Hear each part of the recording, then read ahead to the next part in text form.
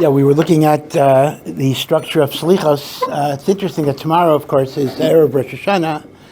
And Erev Rosh Hashanah, the Selichos are huge. Much. If you look, actually, Selichos in most books are actually numbered. So it's interesting that there are actually 100 Selichos that we recite from the first day of Selichos till Erev Yom, including Erev Yom Kippur. 100. So you may get discouraged because today we only completed number 10. But after tomorrow, we will be up to like 65 or something, meaning a huge amount of slichos are said tomorrow. L'maisa, we don't say all of them. We actually skip a lot, and even Aseret Shemei Tshuva, we're going to say less that are there. And I think that brings out an important ta'ara, that in slichos, it's not such a hakpada that you say every single one. The main thing with slichos are the Yud Gimel Midos of Rachamim, and that you say some slichos, and that you recite the Viday of Hashanah. Within that framework, you can say this and not that, or say this and not that. It's not like Megillas Esther, where, if you miss a word, you have to go back to the beginning, or whatever it is. So the Iker is what the Mishnah says. The Mishnah says, Tov ma'at b'kavana, meharbe shelo b'kavana. Better to say a little with more kavana than a lot without kavana.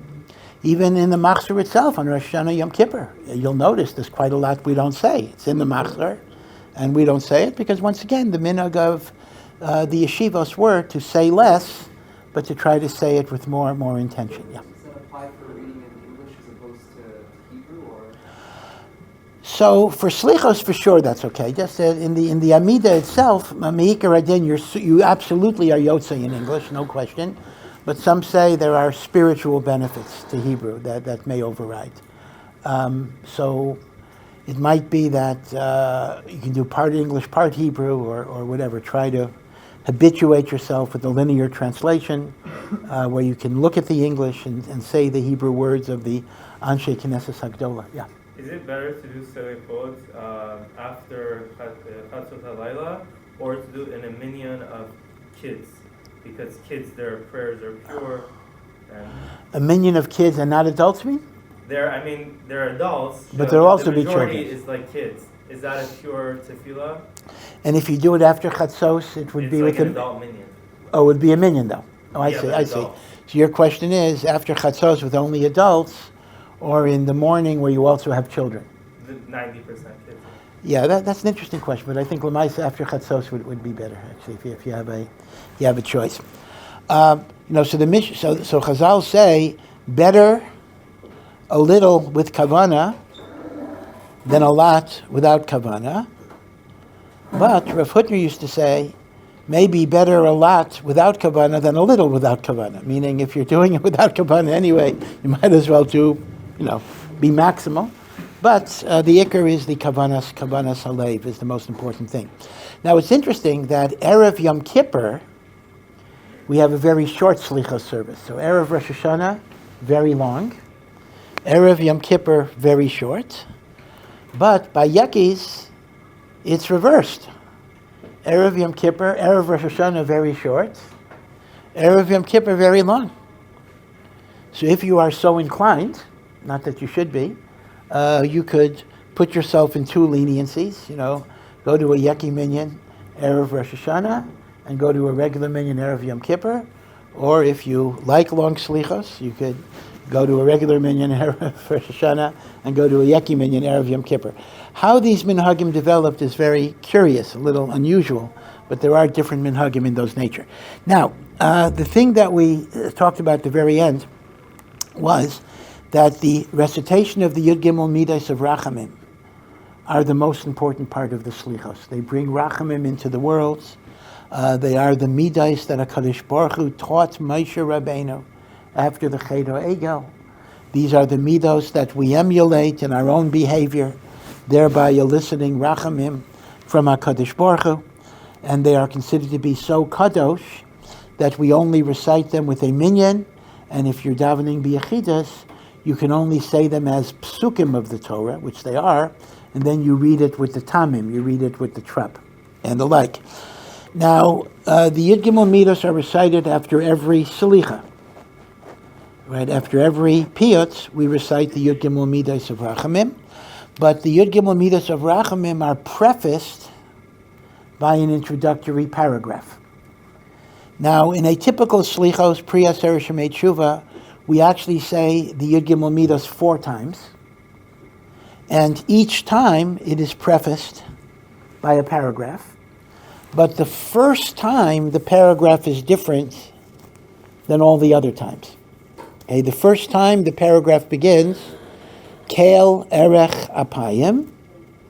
All the other times it begins with Kel Melech Yoshev Al Kisei Rachamim. Now the truth of the matter is, if you go back to the Ga'anim, you actually do not see this idea that the first one is different than the other ones, meaning there were 2 different gersos. Some said Kel Erech Apayim all the time, and some said Kel Melech Yoshev Al Kisei Rachamim all the time, meaning it wasn't that the first one was this and the other ones were something else. Rather, some said this version, and some said this version.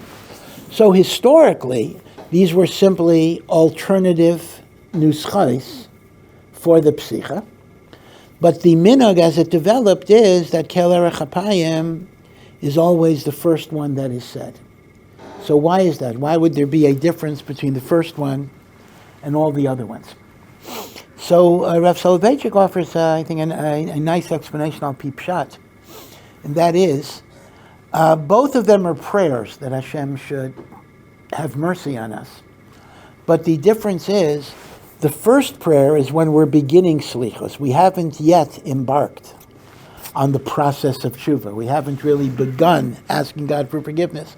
So we're asking God for patience. Please, Hashem, be patient as we're starting on the derech of tshuva. That's the midah in the Yud Gimel Midas of Erech Apayim.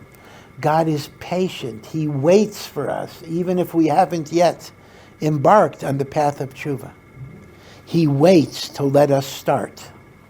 Kel Melech Yoshev, we've already said the Selichos, so at least in theory, that's supposed to mean we're in the process of tshuva, then we ask Hashem for forgiveness. So Kel Erech Apayim is asking Hashem for patience.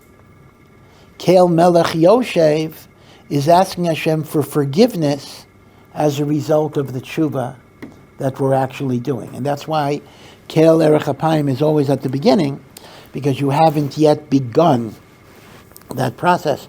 So you're asking Hashem for patience to let us begin the process of tshuva. Now, the truth is that is a beautiful explanation just in terms of the first line. Kel Erech Apayim, God is long-suffering and patient, versus the God that is already sitting on the throne of mercy, ready to forgive us. But the truth of the matter is, it doesn't really carry through the entire paragraph. Because if you look at the Kel Erech Apayim, so I'll read it, just the basic translation. Kel Erech Apayim Ata, you Hashem are long-suffering and patient.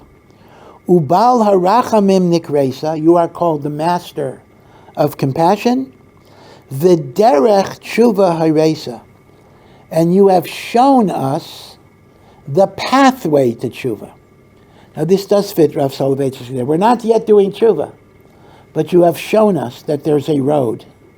There is prayer, there's the Yud Gimel Midos, there's Masim Tovim. You have shown us a pathway. That itself is a tremendous chesed. I mean, imagine if Hashem would put us in the world and say, your job is to live a good life, but I'm not telling you how to do it. Now, your first instinct might be, wow, that sounds great. God is leaving it up to me. I mean, on some level, freedom, I just choose what I want. But how confusing would it be? How would you know what's good? How would you know what's not good? Essentially, you'd be living a life of one big, tremendous gamble. And if you lucked out, at the end of your life, you won the jackpot. If you didn't luck out, you kind of wasted everything.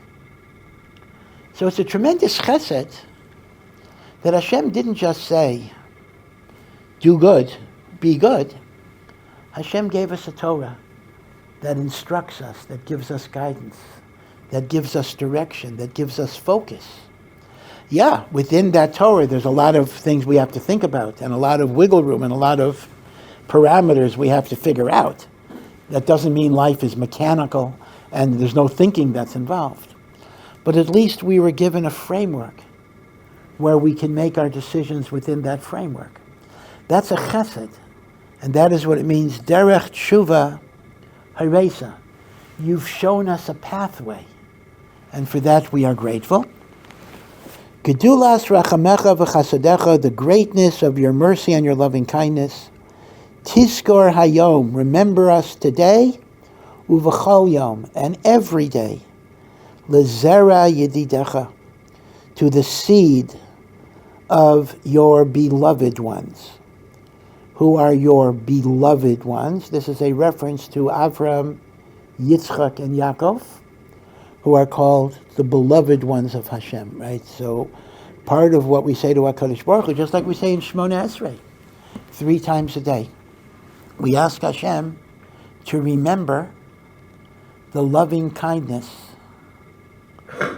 of the Avos. We ask Hashem in every single Shemona Esrei, remember the merit of our forefathers and let it continue to be a merit for us. And that's the same sentence here. Remember, Lizari Adidecha, Tefen Elena Barachamim, turn to us with compassion, Kiato Balarachmim, because you are the master of compassion. B'tachanun b'tfila panecha nekadem, we will offer you tachanun, supplication and prayer, Gahodata li'anav mikedem, as you have made known to the humble one. The humble one, of course, is Moshe Rabbeinu, who is called the Anav Mikol Adam. So we will pray to you as you have made known to the humble one. So what does that mean? We will pray to you the way you have made known to the humble one. So you see, poetically, that's the Yud Gimel Midas. You showed the Yud Gimel Midas to the humble Moshe. We will pray to you the way you showed Moshe Rabbeinu. Meaning we are going to pray to you with the Yud Gimel Midas of Rachamim. Mecharein ap chashuv, turn away from the anger that you could have against us. Kamo b'tarascha kasuv, as it says in the Torah. Where does it say in the Torah? Moshe Rabbeinu prayed. We say this in Tachanun Monday and Thursday too. Shuv mecharon apecha, turn away from your anger. V'hinochem al hara'ah, and have remorse over the bad that you want to bring on your people. Now, again, let me just remind you of the Rambam's well-known observation that we really cannot describe HaKadosh Baruch Hu in terms of emotional states. We can't even say God is angry, and we certainly cannot say God regrets something. If you regret something, that suggests you made a mistake. I regret. That means I was mistaken. I'm sorry I did it. Hashem is perfect, and whatever Hashem decrees is by definition correct. So the Rambam's famous observation is that every description of an emotional state of the Creator is really a behavioral label. So when we say God is angry, that means God is doing something in the world that, from a human perspective, looks like an expression of anger, even though it's not really describing an inner state. God regretting means that God is changing a course of action, which, if a human were to do it, looks like regret. But in point of fact, it's because of a change of circumstances. We did tshuva or whatever it would be. So any reference, turn away from your anger and regret the evil that you were going to bring upon your people, are really describing behaviors, meaning we're asking God not to do those things that would connote anger if done by a human being, and for God to look at our tshuva, understand the changed circumstances, and therefore behave as if, from a human perspective, there would be a concept of regret. Okay. Now, may we seek protection in the shadows of your wings. Again, the image is taken from the Torah, where God is described as an eagle that protects its broods. Kiyom, like it's poetic, it rhymes, as the day when you came down to Moshe with a cloud, right? You see the rhyme here. Uvitzel kinafecha necheseh, we will seek refuge. V'nislonan, and we will lodge. Kiyom vayered Hashem be'anan, right? Nislonan be'anan, as the day of God coming down in the cloud, which is the pasuk that introduces the Yud Gimel Midas. Vayered Hashem be'anan, Tavor al-Peshav Simcha Hashem, Vayisasi v'Mosham, and then it ends, Tazin Shavasenu, listen to our prayer, V'sakshiv menu ma'amar, and pay attention to our statements, as the pasuk says, Vayikra b'shem Hashem, Moshe called out to God, V'sham nemar, and there it says, Vayavar Hashem al panav, God passes by Moshe's face, Vayikra. By the way, a little ambiguity here. Look at the pasuk here, Vayavar Hashem al panav. Hashem passes by, the Shekhinah passes by Moshe's face, Vayikra, and he calls Hashem, Hashem, Keil Racham B'chanan. Who is he calls? Who is the talker? Who is the speaker here? The truth of the matter is, Chazal actually interpret the verses in a way that if you just read the Chumash, you might have had a different interpretation.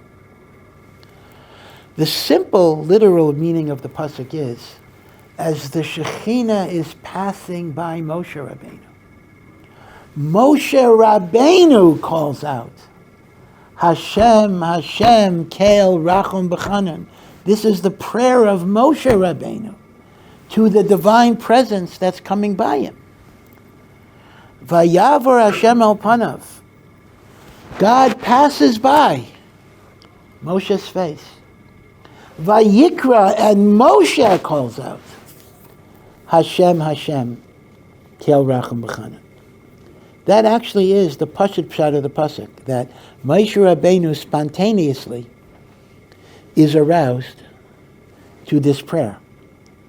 That is not, however, the Messiah of Chazal. The Messiah of Chazal is, Vayavor Hashem al panav vayikra, Hashem passes by Moshe's face, vayikra, Hashem calls. So Hashem, Hashem, Garachim B'chanan is Hashem describing himself. Because that's the only way Moshe Rabbeinu would know how to pray with these Yud Gimel Midas, right? So the pashut pshat of the pasuk is, Moshe is calling out. Chazal's drasha is, Hashem is teaching this to Moshe. But the truth of the matter is, both are true. Hashem taught it to Moshe, and then Moshe said it back to God. So in a sense, both readings of the pasuk are going to be the same. Now remember, let me go back a little bit. This occurred in the context of Hashem telling Moshe, he put him in the cleft of a rock. And he said, I will put my hands over your eyes. This is what the pasuk says. And I will pass by you. And then I will remove my hands from your eyes. Vira'isa es achorai. You will see me from the back. Upanai lo yera'u. But you will not see me from the front. And that's where these Vayavar Hashem al panav, the Yud Gimel Midas of Rachamim. So we have to combine the Yud Gimel Midas of Rachamim with the notion that Moshe's eyes were covered. Hashem passes, And he sees Hashem only from the back and not the front. And to make things even more confusing, the Gemara says that Moshe Rabbeinu saw the knot, the kesher shel tefillin. Hashem wears tefillin. Moshe saw the head knot from the back.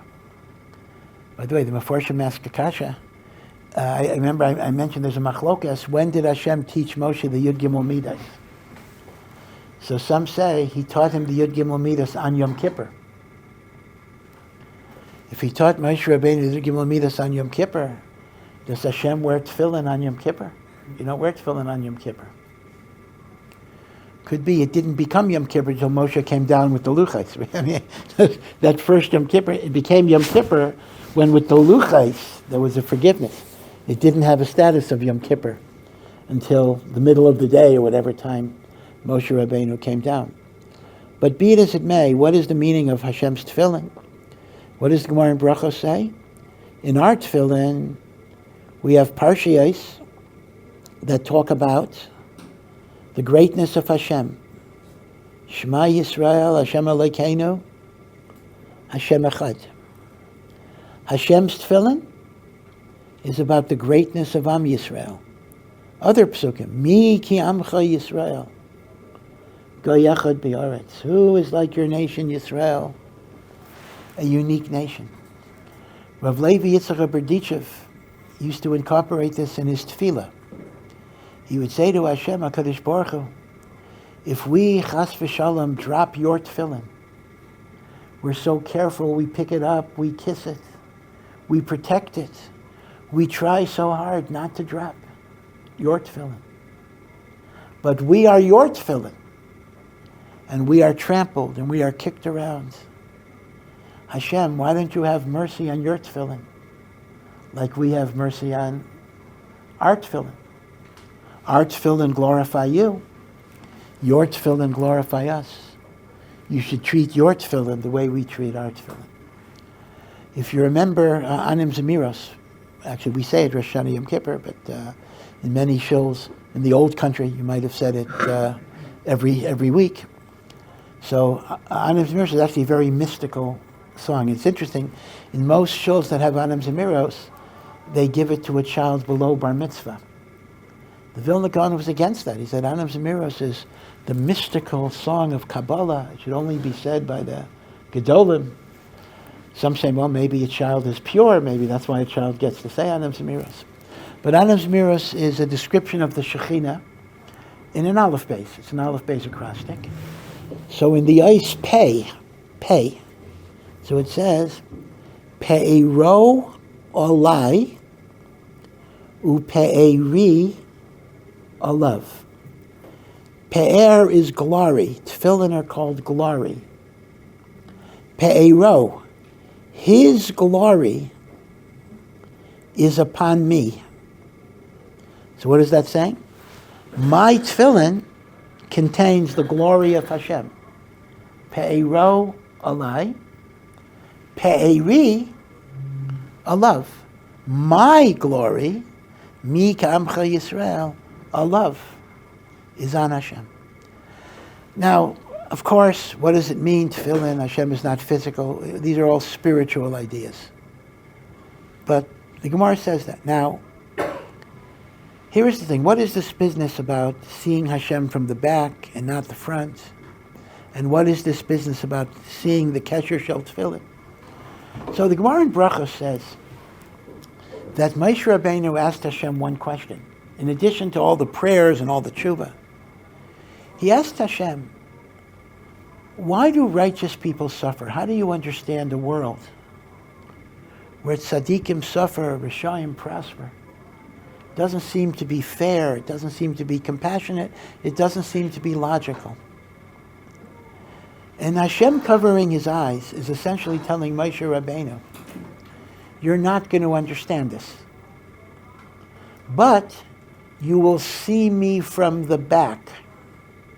So says the Chassam Sofer, at the end of history, at the end of time, Mashiach, Techiyas HaMesa, in hindsight, in retrospect, When it's all past you, you will then be able to go back and understand why everything happened the way it happened. As it's coming in front of you from the front, as it's coming towards you, you have no way of understanding it. You only understand it in hindsight. You don't understand it in foresight. So the Chassam Sofer says, that's the meaning, you will see me from the back. You will not see me from the front. The Rambam writes this about the simanim of Mashiach. You know, we, again, especially during difficult times, we like to read all sorts of signs of Mashiach. This is a sign of this is a sign of this. In Eretz Yisrael in particular, it's a very popular activity, and again, it's understandable that we want to see in all of these Muhammads signs of redemption, signs of comfort, signs of Geula. But in fact, the Rambam warns us against this. The Rambam says, yeah, there'll be Gog and Magog, there'll be all sorts of things that happen before Mashiach comes. But we're not in a position to identify this is something, this is that thing, and this is that thing. The Rambam says, when Mashiach comes, we can then go backwards and say, now I understand this and that and that and that. But you can't understand the significance of something as it's happening. Only after it happens and after there's Geula, you then go backwards. So the Rambam was very much against the idea of reading simanim of Geula and Mashiach in current events. Gog and Magog could be a gazillion things. It could be the Holocaust. It could be the Arab-Israeli war. It could be the Russia-Ukraine war. The Vilna Gaon has a lot of stuff about Russia and Gog and Magog. It could be many, many different things. I don't want to get into Messianic sign, but indeed, Gog and Magog is very much connected to Sukkot, and October 7, of course, happens the day after Sukkot, so it's connected in that way. But the Rambam says there's a lot of danger there, because you kind of put all sorts of predictions and signs, and if they don't turn out to be true, you lose your faith, etc. So it's better to understand that we're not in a position where we can make any definitive assertions about the Messianic process, other than the belief that there will be a Geula, and we hope and pray for it every day, but we're not in a position to say when that's going to be. In fact, they have a story of Yaakov Kamenetsky. It's a fascinating story. Rav Yaakov Kamenetsky, before he became Rosh Yeshiva in New York, was a Rav in Toronto. We're talking about the 1940s. He was a Rav in Toronto, and there was a Jewish guy, an old European Yid, who was a Mechal Shabbos, as was very common. He actually was Orthodox. I mean, it wasn't Orthodox, but he went to shul and then he opened his store. By the way, that's the origin of the early Shabbos morning minyan in America. People had to go to work, so they davened early on Shabbos. They went to shul. In some ways, it sounds crazy. They identified as Orthodox, and they kept Shabbos except for going to work. Okay, I mean, it's not a heter, but this is what it was. So, because he was of an Orthodox background, he had a very strong belief in Mashiach and Ikrei Emunah, although he was Mechal Shabbos. So somebody figured, I'll just tell the guy, Mashiach can come tomorrow. Mashiach will come tomorrow. And what's going to be? Mashiach comes, and you're a Yid being Mechal Shabbos. Is that what you want Mashiach to see you as? What's going to be?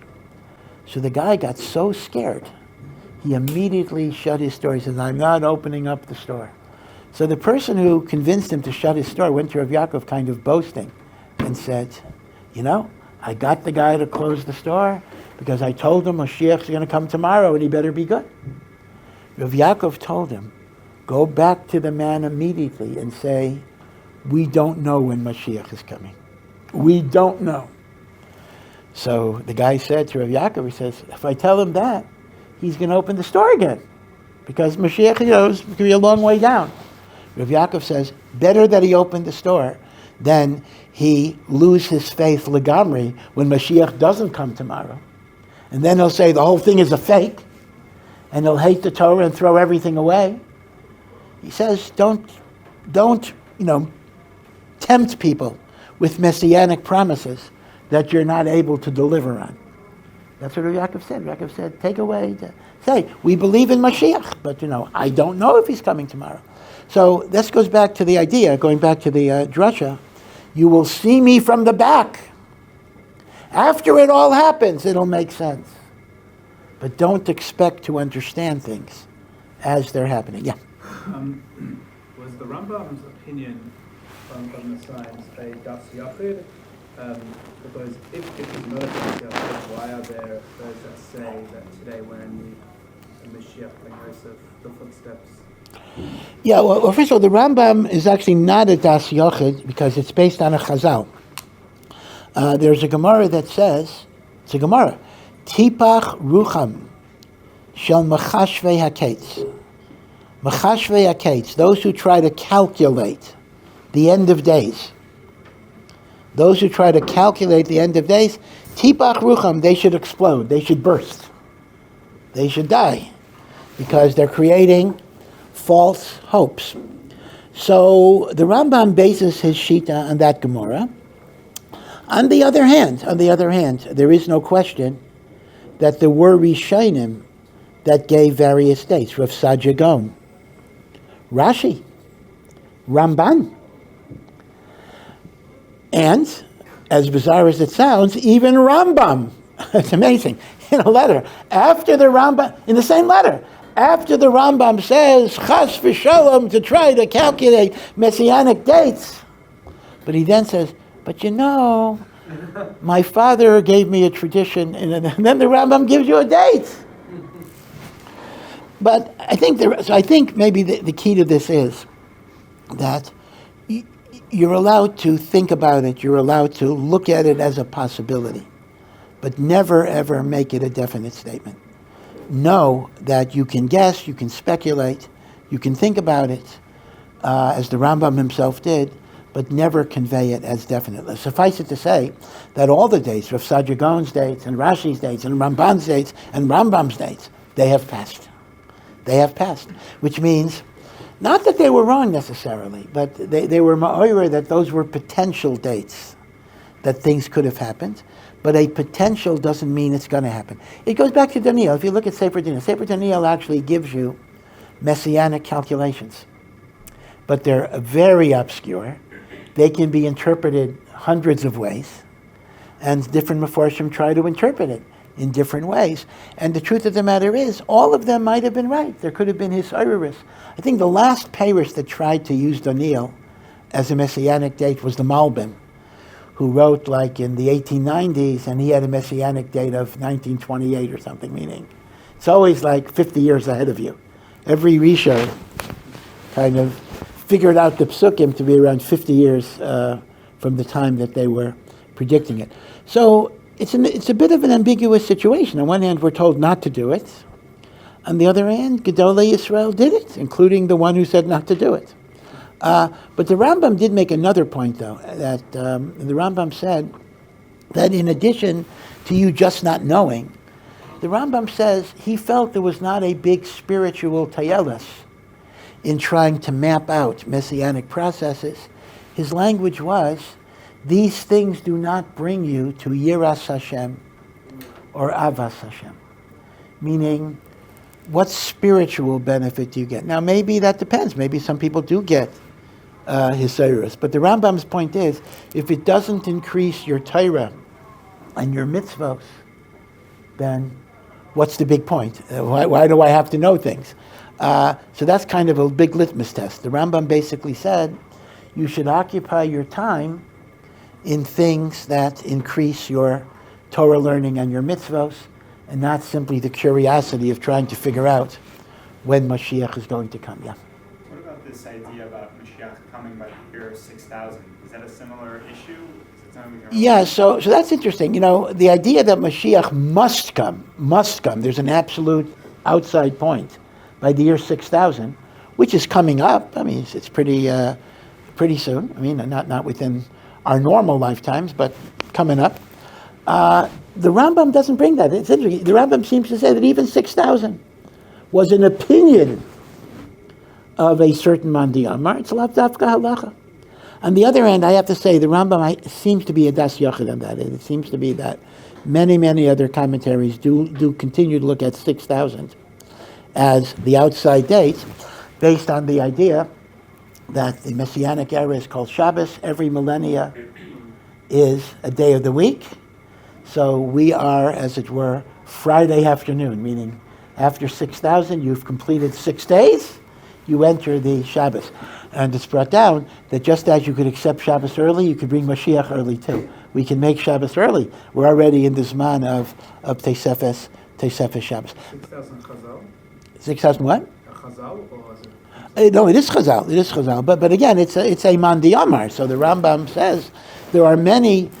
I mean, this is the Rambam's approach generally. There are many messianic statements of Tanorim and Amoraim, but they represent only that opinion. A Tana says something. That doesn't mean it's a halacha. It doesn't mean the other Chachamim agree with it. So the Rambam B'dafka felt that not every Maimer Chazal attributed to a Yachid would fall under the categories of the halachos of Mashiach. How did the Rambam know what to accept, what not to accept? That's a very good question. But the Rambam was willing to be matche certain shitos as a das yochid, and were not necessarily authoritative. Yeah. When the Rishonim would estimate a date, and then Mashiach didn't come on that day, why didn't the Jewish people say, "Oh, it's all fake"?